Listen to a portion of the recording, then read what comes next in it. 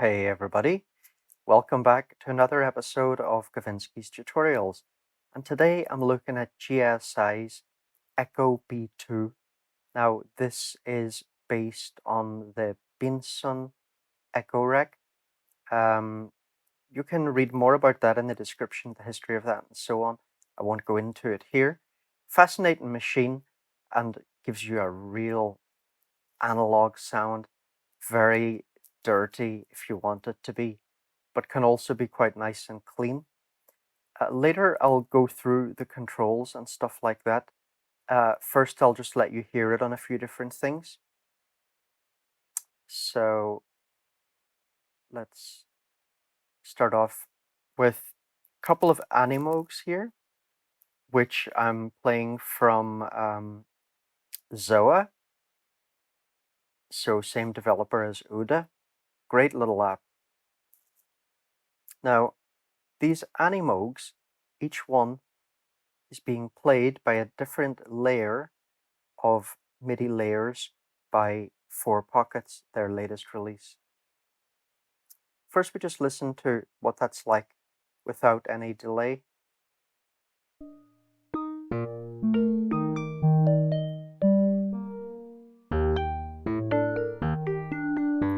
So you can see we've got different sounds in these Animoogs.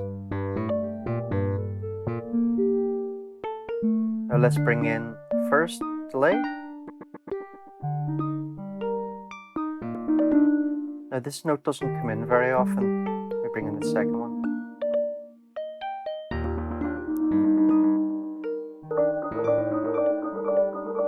Especially with that third one, you can really hear what a beautiful echo effect this is.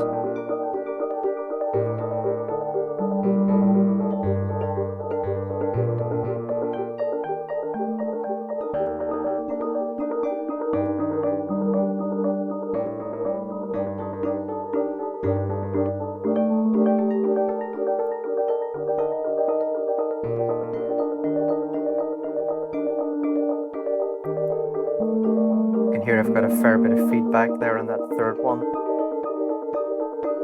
So that's just one example. And with this particular one, it's really nice to run it through MIDI layers because we're just getting a bit more variety in the sound. Now I'll let you hear it on a loop here, kind of steel drum things from the Kylum Audio Summer Cassettes sample pack.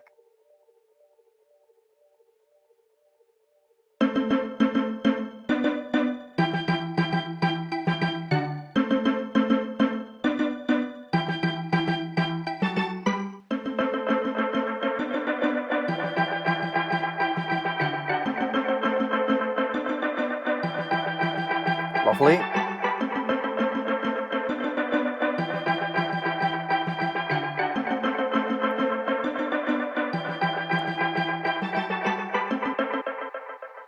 Now I'll play around with the controls and stuff later.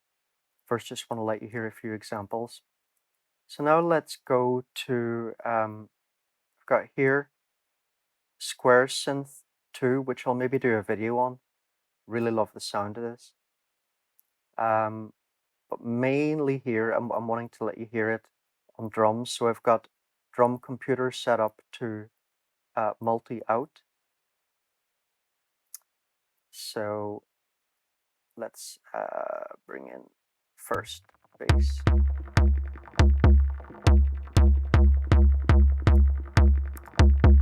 Something else going on there. Okay, let's see. So let me bring in this delay now.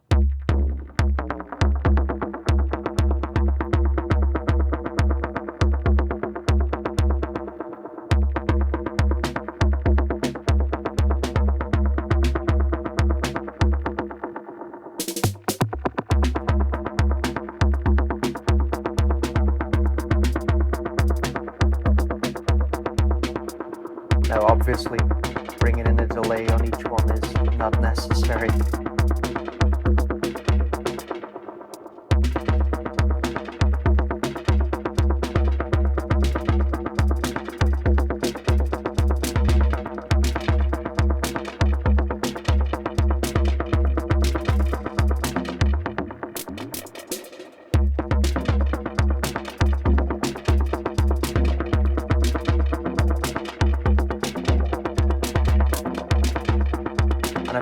one of these delays up differently, so it's got a different echo going on.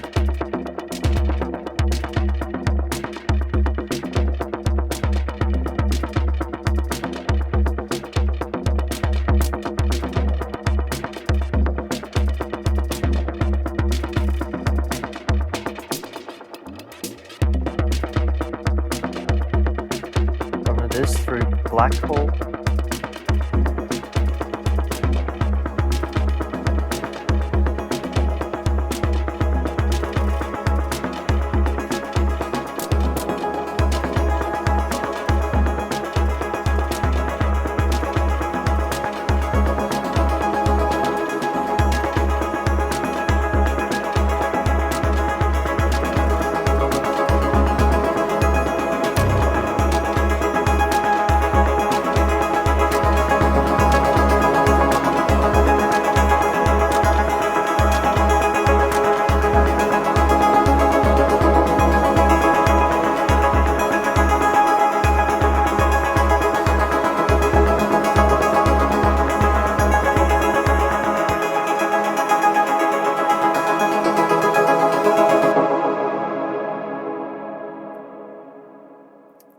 Okay, so now let's let you see how this thing works.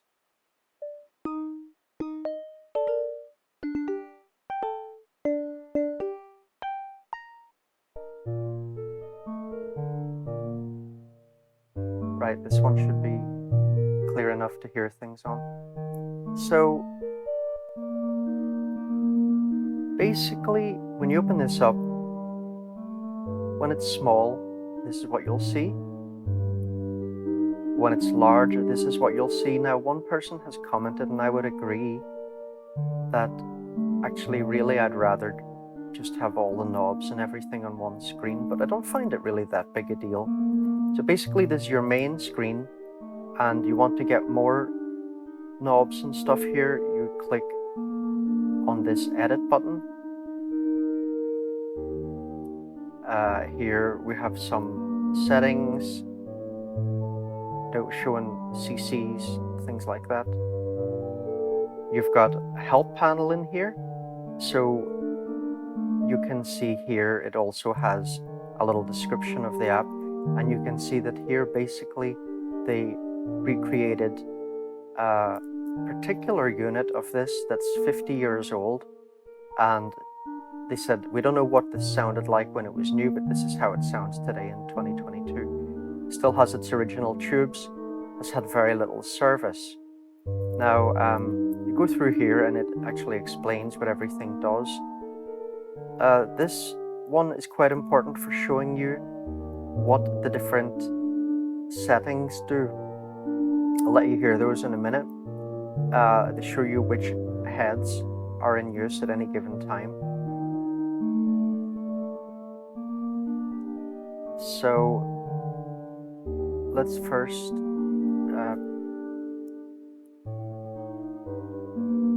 just look at the main interface. So control, this is basically the amount of the dry signal.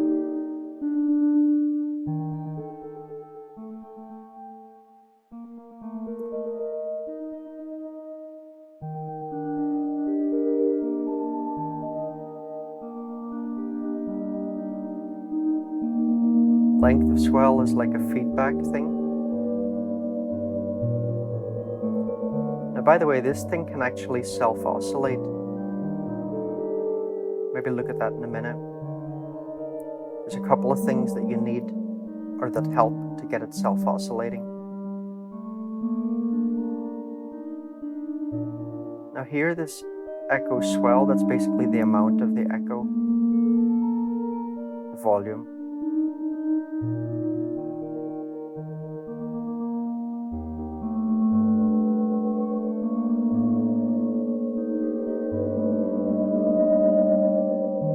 So you can see we're starting to get some lovely feedback there.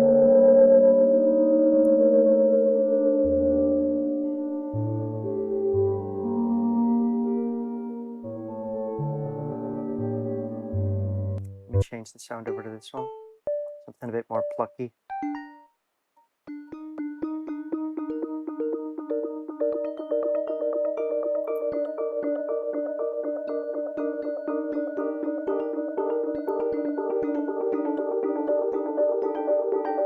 I'll actually just put the keyboard in here.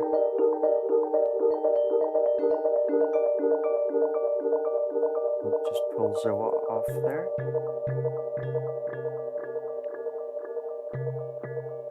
Okay, so right now we're hearing number 4 on this switch dial here. So if you remember, if we look at help, this is scrolling a little bit funny. Here we've just got head 4. So I go through these different settings, we'll get different head combinations.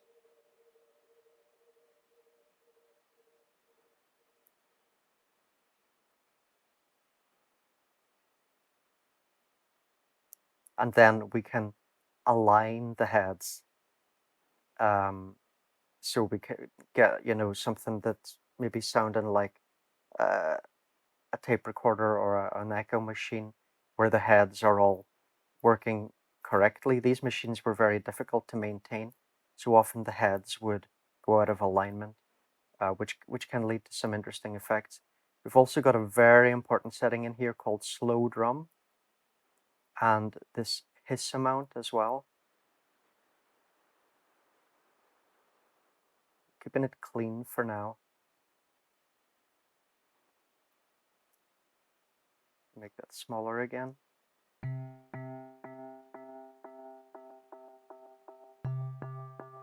So you can see that, okay, first of all, it doesn't have any kind of sync or anything like that. It doesn't show you time in milliseconds or anything. Basically, you click through these and find something that you like. And to get something that you're going to like, you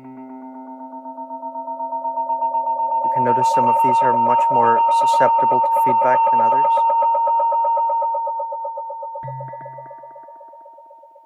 Number 6 particularly. So basically they've all got their own pattern.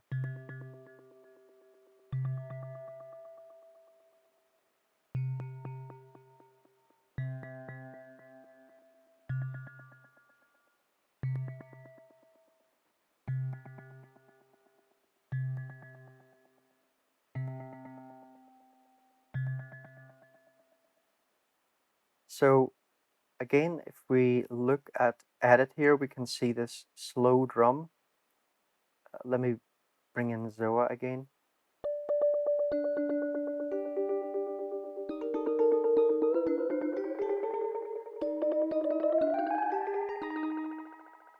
Right, so you can see here is faster.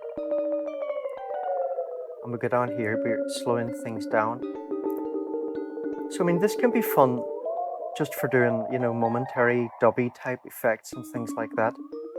But it's also very important to actually get an echo that sounds good with what you're putting in. So generally what you need to do is play around with these, maybe find one that you like, but it won't be exactly right, depending on the speed of the drum.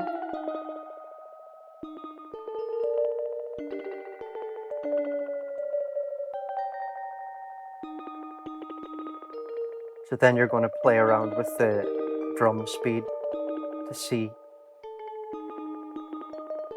which speed suits that pattern best.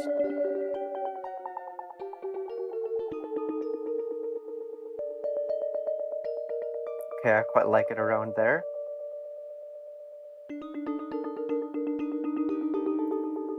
So we're on 6. So again, if we look at help, 6 is using heads 2 and 3.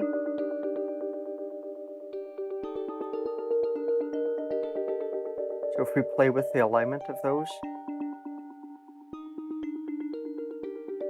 that will also change how it sounds.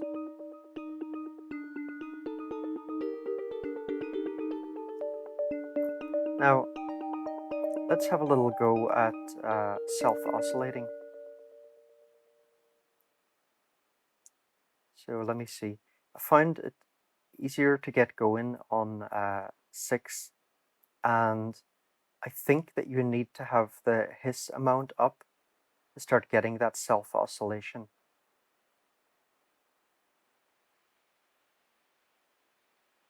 Let me play around with these a little bit.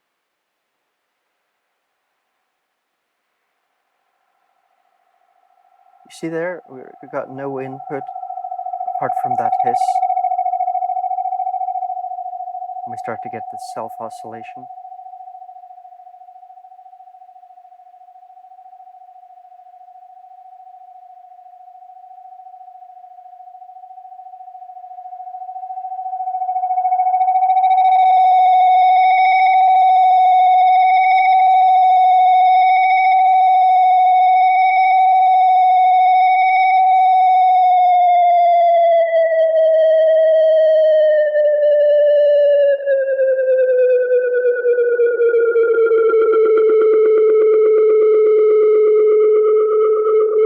Pretty cool.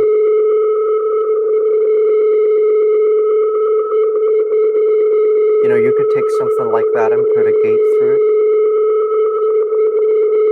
Sorry, put it through a gate.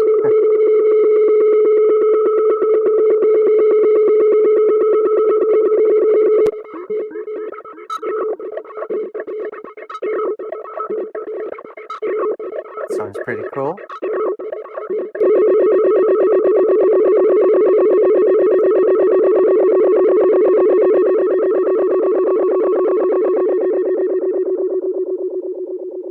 And then if we bring these down, it'll eventually stop self-oscillating.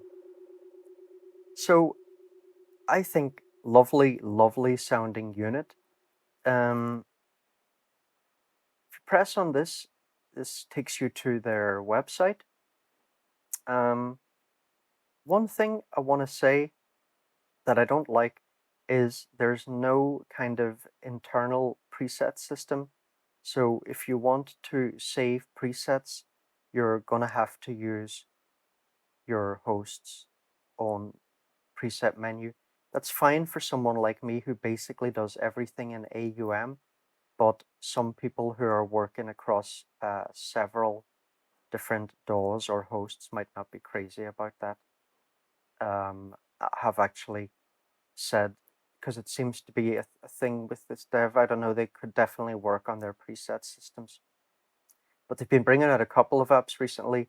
You can see in my giveaway that I've got a few different ones of theirs to give away today. And I'm also really looking forward to checking out their latest release, the Vari-Speed one. I'll probably get a video out on that when I get a code for it.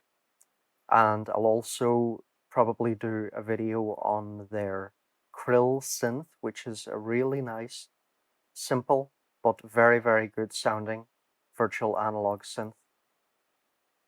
So anyway, that's it for now, folks. I'll see you soon. Hope you're all well. Take it easy.